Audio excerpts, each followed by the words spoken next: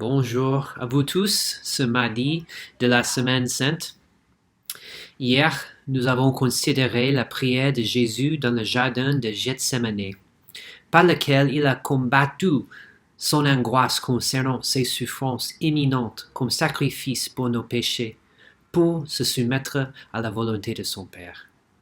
Cette soumission a mené tout de suite à son arrestation, notre sujet de réflexion pour aujourd'hui, tel que présenté dans Matthieu 26, versets 47 à 56.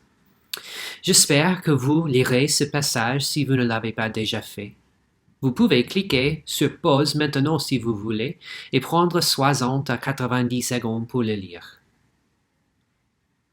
Pendant ma lecture de ces versets, l'une des choses qui m'a frappé le plus était les actions complètement démesurées de ceux qui sont venus arrêter Jésus. Ça ressemble à des représentations cinématographiques d'une opération menée par le DGSI contre un terroriste, avec une ruse perfide exécutée par l'un des disciples, Judas, pour piéger Jésus. Accompagné par une petite armée préparée pour une bataille, alors que Jésus ne leur a pas résisté du tout. Pourquoi ils ont agi ainsi? Parce qu'ils avaient peur. Peur d'un combat, évidemment.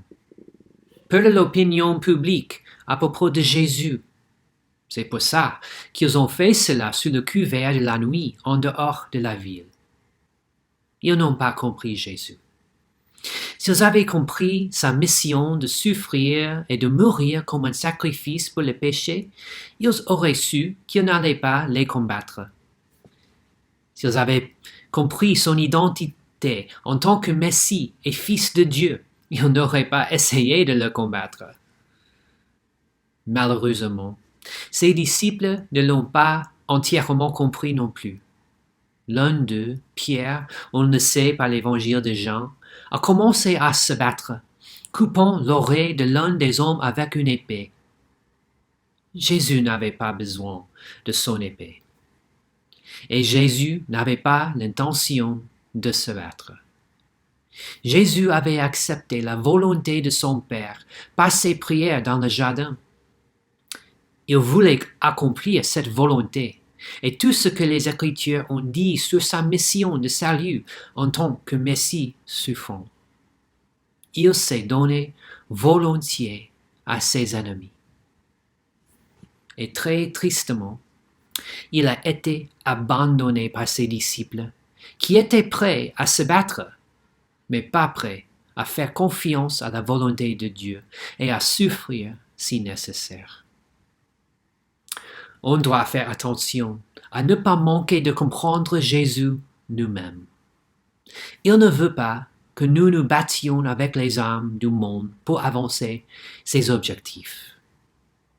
Comme il l'a fait lui-même, il veut que nous placions aussi notre confiance en Dieu. Tout d'abord, en disant la vérité des Écritures concernant Jésus et sa mission de salut. Deuxièmement, en acceptant de souffrir si le monde s'oppose à nous dans ce témoignage. Et finalement, en montrant son amour, même à ceux qui nous opposent ou nous trahissent. Tout en nous souvenant de tout ce que Jésus a souffert pour nous pardonner nos propres offenses contre lui. Merci Seigneur.